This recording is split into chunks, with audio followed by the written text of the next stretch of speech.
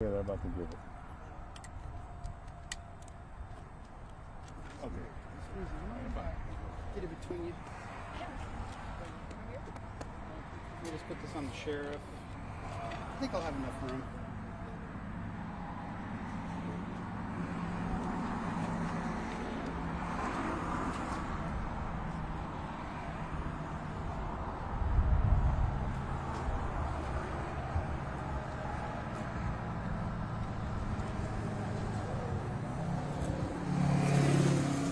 I really need to go wireless.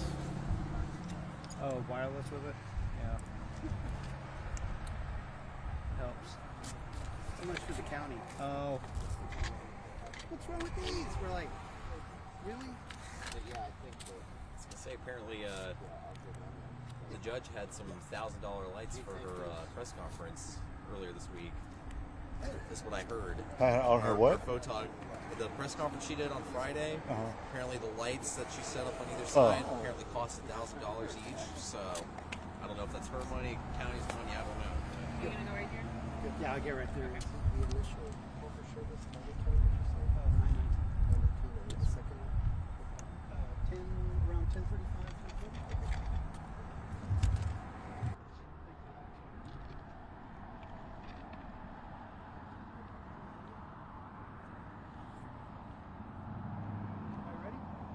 Everyone ready?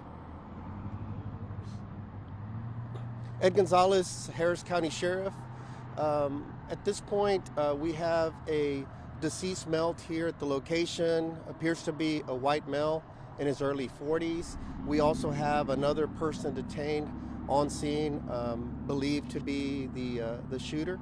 And so what we know at this point is that early this morning at approximately 9:15 a.m. approximately, we received a call for service at this location, basically in reference to a suspicious male that had come into the church parking lot, I think had approached one of the members and had shared some kind of vague words that somehow his mother was previously involved at this location or with the church, and that today was going to be the day, and referenced the pastor.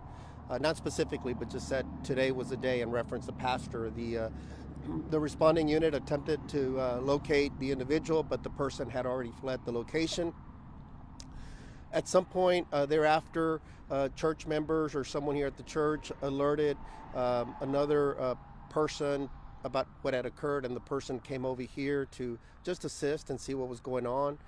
And upon arrival, the person that had initially came here and made that so-called threat was still on the premises driving around. The male, here and described as the shooter, approached them from the rear and was parked maybe 20 yards away. When the preliminary information we have is that the male exited the vehicle, began running towards the male that came to here to assist.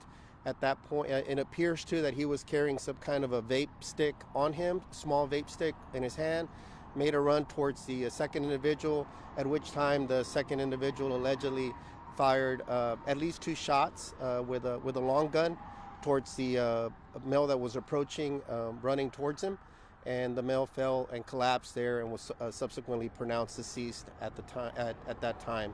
So that's the initial information that we have here at the scene. Obviously, still interviewing witnesses. We're told there were approximately anywhere between 50 to 70 members inside the church at the time when this happened. No injuries sustained to anyone else, just that individual. We will work with the Harris County Institute of Forensic Sciences to gain additional information. And obviously make a positive identification. But just from some of the preliminary information we have, it's our understanding that perhaps the individual that's deceased here may have been arrested sometime yesterday for some type of a criminal mischief incident where he damaged some other property and may have made some kind of threat to somebody else, perhaps unrelated to this. He was arrested, but it appears if it is the individual that we believe, then that person was released sometime early this morning from jail, and then obviously this has transpired here today. So that's the preliminary information we have at this time. Again, it's still preliminary, so we're going to give our investigators a chance to gather additional information by talking to witnesses, looking at the evidence at the scene. So I always like to just emphasize that this is preliminary. If we get different information or additional information, then we'll update with that information. But that's what we have at this point. Is there anyone here for Spanish? No, okay, no Spanish. Okay. Any questions? How old was the person, the deceased individual? The deceased, he appears to be a white male, early 40s. So he was released from jail this morning on this other. Yeah, possibly. He hasn't been confirmed. But it's just our initial information that we're piecing together. We still need to get a positive identification from the Harris County Institute of Forensic Sciences. But if it is the individual that we believe, then that's what transpired. Where exactly the shooting happened? It happened on the side of the church. It's like a drive goes around the church. It happened on that side. So it was a long gun? Yes, a long gun. What caused him to pull out the long gun? Again, the initial threat that was made about an hour earlier, and the male. Again, I can't speak for him. This is just preliminary information. The initial information we have is that he was in fear when the male exited, began running towards him, and then the male was carrying something in his hand. So you said it was like a vape stick or something, but Yes. were there any weapons or anything that was found? We haven't processed the vehicle yet, so we don't know what's inside the vehicle. The deceased was outside of his vehicle, in between his truck and the shooter's truck. But no weapons on it. And we haven't searched yet. I mean, that we wait until the Institute of Forensic Sciences goes, so we could they could then review the body and those type of things. At this point, everything's considered evidence. Are there cameras? I'm not sure about cameras. So the shooter, the person detained, was he already here when the suspect approached? Or Not was the initial time he was called. He came here. We don't know his exact role or if he's a member. Just that they notified him, and he may be a member here. And he came just to see what had occurred earlier today or this morning. And as he was here and was driving around the premises, that's when he, found the individual or came across the individual, and both came to a stop. And that's when everything transpired at that point. What's going to happen next to the shooter? I'm sorry. What's going to happen next to the shooter? At this point, our investigators are again trying to just gather as much information as they can, talking to witnesses. At this point, it's our understanding that the shooter is cooperating with our investigators. It's sometimes in a situation like this, typically it could be a grand jury referral, or it'll be up to them to kind of determine what the next steps are. I'll let them ultimately decide what those steps should be. So he's claiming self-defense. I don't know what his claim is. Because I haven't spoken to him, and they're still gathering that information. I'm just saying preliminarily what it appears based on the information that we were able to gather. Again, all preliminary until there's further investigation. We can't package it all yet until we have more time. How many shots were he? At least 2. Where was he shot? Just in his upper torso area. When you say long gun, is it like a rifle, a shotgun? Some type of rifle. Yeah, some type of a rifle. So how long was the suspect here that second time before? So like this shooter, he arrives, and then is it like just within a couple seconds he sees the guy? I'm not sure how long, if he was already here when the male returned a second time, or if the male was here first and the shooter arrived there and after. But it seems like it may have happened pretty quickly, and so. But we don't have that exact timeline here as far as who was here first when the shooting actually took place. Yeah. Was the church services going on at the time of them? Yes, I don't know if they were within services or what, other than there were approximately 50 to 70 people inside the church at the time. And you said there was witnesses outside too? I don't know if they were outside or